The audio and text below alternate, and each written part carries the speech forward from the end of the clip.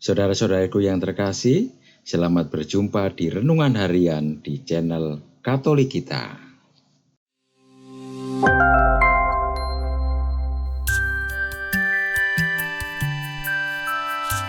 Hari ini, Selasa, 1 Juli 2025, Pekan Biasa ke-13. Bacaan pertama.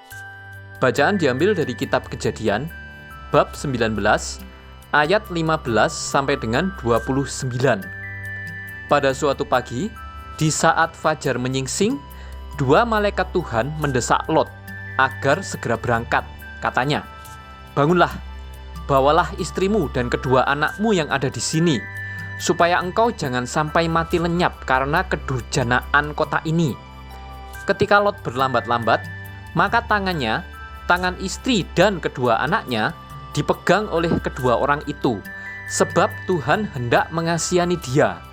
Lalu kedua orang itu menuntunnya keluar kota dan melepaskannya di sana.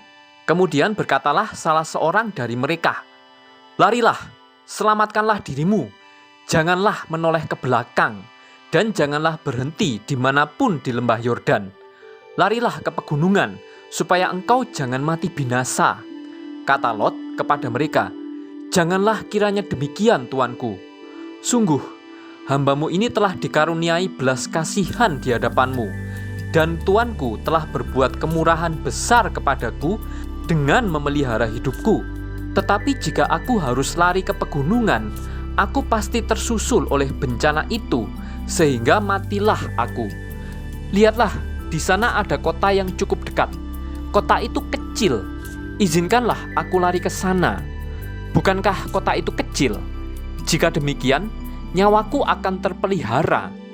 Saut malaikat itu kepadanya, "Baiklah, permintaanmu ini pun kukabulkan.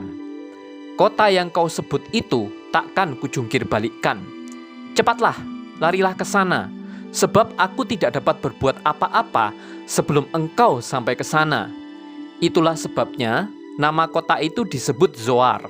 Matahari telah terbit menyinari bumi ketika Lot tiba di Zoar.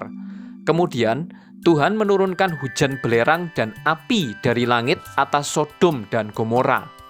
Api itu berasal dari Tuhan.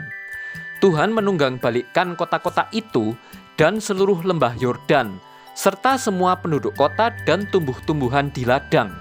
Tetapi istri Lot yang berjalan di belakang suaminya menoleh ke belakang, lalu berubahlah ia menjadi tiang garam. Pagi-pagi, Abraham pergi ke tempat ia berdiri di hadapan Tuhan. Ia memandang ke arah Sodom dan Gomora, serta ke seluruh tanah lembah Yordan. Maka dilihatnya asap dari bumi membubung ke atas, seperti asap dari dapur peleburan. Pada waktu Allah memusnahkan kota-kota di lembah Yordan dan menunggang-balikkan kota-kota kediaman Lot, Allah ingat akan Abraham, sehingga ia menyelamatkan Lot dari tengah-tengah tempat yang ditunggang-balikkannya itu. Demikianlah sabda Tuhan. Syukur kepada Allah. Bacaan diambil dari Injil Matius, bab 8, ayat 23 sampai dengan ayat 27. Pada suatu hari, ketika Yesus naik ke dalam perahu, murid-muridnya mengikuti dia. Sekonyong-konyong terjadilah angin ribut yang dahsyat di danau itu, sehingga perahu itu nyaris ditelan gelombang. Tetapi Yesus tidur. Lalu datanglah murid-muridnya membangunkan dia, katanya, "Tuhan, tolonglah, kita binasa." Ia berkata kepada mereka, "Mengapa kamu ketakutan, hai kamu yang kurang percaya?" Lalu bangunlah Yesus menghardik angin dan danau itu, sehingga danau itu menjadi teduh sekali. Orang-orang itu pun heran dan berkata, "Orang seperti apa dia ini, sehingga angin dan danau pun taat kepadanya?" Demikianlah sabda Tuhan. Terpujilah Kristus. Saudara-saudaraku yang terkasih, berbeda dengan para murid yang ketakutan, Yesus tetap tenang ketika badai menghempas perahu yang dia tumpangi bersama mereka di danau Genesaret. Di tengah kepanikan karena takut mati dan binasa, para murid membangunkan Yesus yang sedang tidur. Pengalaman para murid ini seringkali menjadi pengalaman kita juga.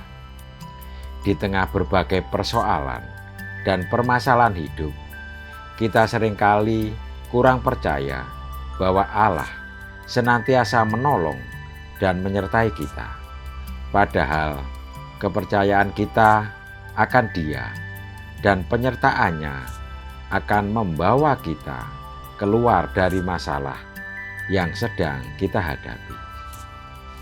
Sebab dengan beriman kepadanya, kita meyakini bahwa segala persoalan mampu kita hadapi dan badai dalam hidup kita pasti berlalu. Allah selalu menuntun kita sebagai anaknya.